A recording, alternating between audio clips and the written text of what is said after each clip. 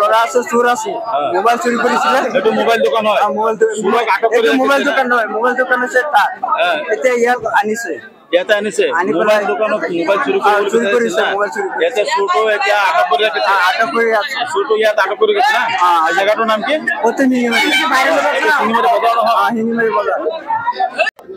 বস্তু কেইটা